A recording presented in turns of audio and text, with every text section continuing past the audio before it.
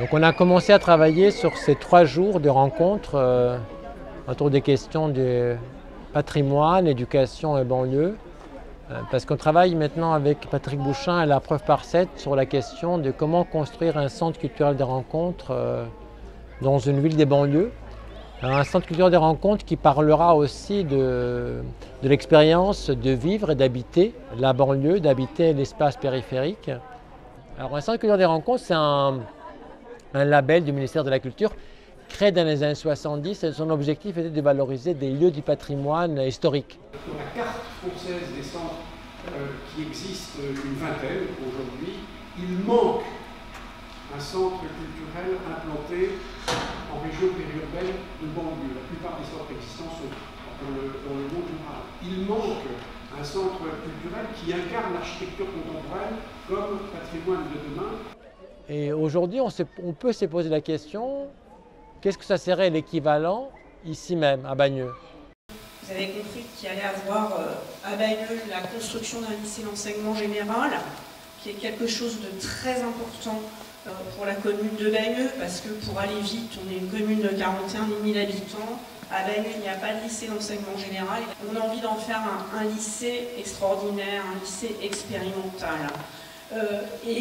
Aujourd'hui aussi, j'ai envie de dire que voilà, la reconnaissance comme centre culturel de rencontre, comme futur tiers-lieu, évidemment, nous aiderait beaucoup dans ce projet que nous essayons de porter avec Patrick Bouchain, avec la commune, avec le Petit Cercle du Monde, donc auprès de la région Île-de-France, pour en faire un projet exemplaire dans une ville populaire comme la nôtre.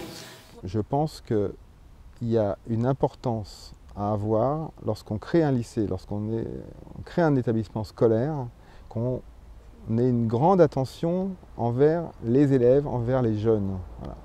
Et c'est, je pense, cette école que je souhaite qu'il y ait à Bagneux, ce lycée qu'il y ait à Bagneux, un lycée de l'attention. Voilà. C'est-à-dire qu'il y a fait très longtemps qu'il y a des enseignants qui expérimentent des pédagogies alternatives ou expérimentales et qui ont très souvent dit qu'il fallait avoir plusieurs groupes dans une même classe et qu'il y a certains moments où il faut un petit groupe pour que le petit groupe travaille ensemble, voire que le petit groupe s'isole de l'ensemble et peut-être de temps en temps avoir la classe globale. Ce qu'on pourrait peut-être faire à Bagneux, le laboratoire de la région sur comment pourraient être les nouveaux lieux d'enseignement. On est dans la cour d'un lycée avec des bâtiments en meulière, en briques et en béton, avec des grandes baies comme ça. Comment peut-on imaginer que ce patrimoine sert à satisfaire nos besoins aujourd'hui en matière d'éducation, de lycée, etc.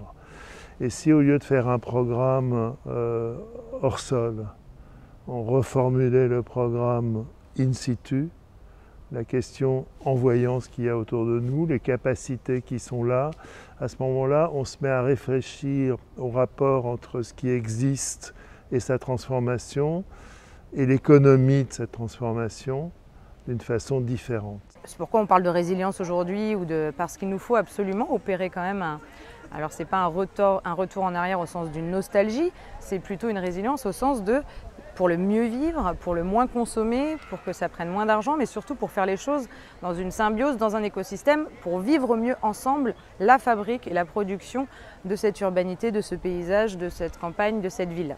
Et que je crois que la diversité est une des qualités essentielles du monde vivant. Et cette diversité, c'est celle dont on a terriblement besoin pour penser les espaces dans lesquels on va habiter. Et en fait, ce qu'il faut pouvoir faire, c'est de travailler avec la complexité du monde, avec le fait que chaque situation est unique. On pourrait se dire que ce lycée est le terrain vide, c'est une page blanche sur laquelle on pourrait presque, je regardais une petite fille là qui jouait avec les pierres, on pourrait faire un grand tracé à la poudre blanche et on pourrait tenter de faire des cours dans des classes sans mur. Est-il utile de recevoir un enseignement dans un endroit fermé? Est-il utile de recevoir un enseignement qui est calé sur votre âge?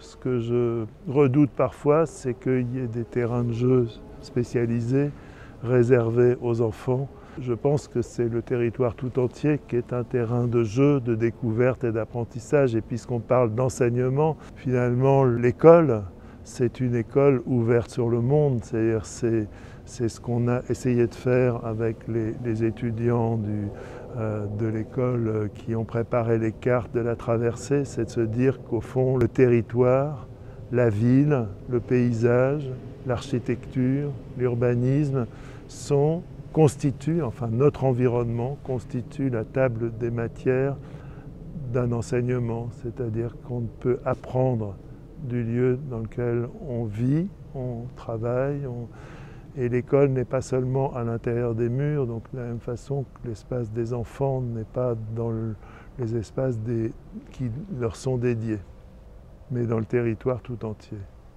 On faisait un petit exercice avec les étudiants, je leur demandais de se souvenir du chemin qu'ils faisaient pour aller à l'école. C'était un préalable au travail urbain. Et ces étudiants-là, ils avaient tous été à l'école à pied et ils faisaient des récits du chemin des écoliers selon les saisons, des rencontres avec leurs camarades. Quand les enfants arpentent le territoire comme ça pour aller à l'école, ils en ont une connaissance intime. Ils savent quand est-ce qu'il y a une colline. Ils s'adaptent aussi aux intempéries. Quand la ville devient dangereuse, on met les enfants dans une voiture, on les conduit à l'école en voiture et l'urbanisme récent a favorisé ça aussi. Finalement, on doit faire des kilomètres pour aller à l'école alors qu'il suffirait peut-être de tracer des chemins à travers tous ces territoires pour retrouver le plaisir de circuler à pied, ce qui est beaucoup plus doux et pour tout le monde en fait.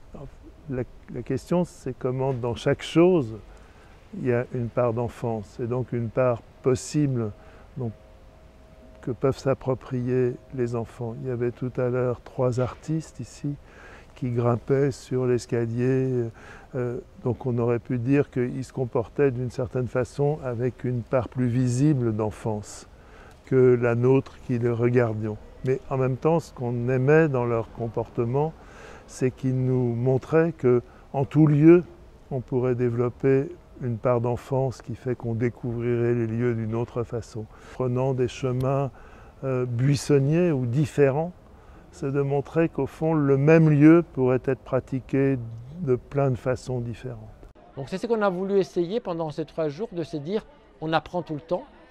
Les leçons, les cours d'un lycée peuvent se faire en dehors. Et ce n'est pas uniquement les lycéens, mais c'est tout le monde qui peut partager ses savoirs. Peut-être qu'il y a besoin d'aide à côté. Peut-être qu'il y a une multitude de métiers qui pourraient donner du temps à un moment donné aussi dans l'éducation. Peut-être que dans l'échange entre l'école et la ville, entre le campus universitaire ou lycéen et la ville, ça passe par là. Ça passe par derrière les grilles. Il y a des gens qui ont des métiers, il y a peut-être des entreprises, il y a peut-être des commerces de proximité, etc. Comment ces choses-là influent aussi à l'intérieur d'un système d'enseignement. Que ce lycée il soit le vecteur de connexion qu'on peut avoir entre les personnes qui seront dans ce lycée, donc des jeunes, et les associations, et les habitants, et les personnes qui, dans des structures où des simples citoyens puissent rentrer dans ce lycée. Et que ce soit un lieu de connexion plutôt qu'un lieu sacralisé de l'éducation ou des savoirs. Voilà. Je pense que les savoirs, ça se partage. Les savoirs, ça se déplace, un peu comme un relais postal au bord de la route où les artistes passent, les citoyens passent dedans, ils donnent ce qu'ils peuvent donner à l'ensemble des personnes et puis après, ça s'enrichit par les savoirs des personnes et de toutes les personnes. Et un lycée, ça pourrait être ça aussi. Et que c'est le citoyen qui doit être au centre de la démocratie. Et c'est aussi que l'urbaniste, c'est lui qui va construire la cité, est aussi un constructeur non seulement du bâti, mais c'est aussi de l'humain. Il construit les rapports entre sociétés. Et donc c'est un peu le cercle de ce centre culturel des rencontres, de se dire il faut ces 4 piliers, il faut la culture, la citoyenneté, la politique et l'artistique pour construire la ville d'aujourd'hui et de demain. Tout cela passe par l'éducation, par la culture, par la politique, par le dialogue, par la citoyenneté.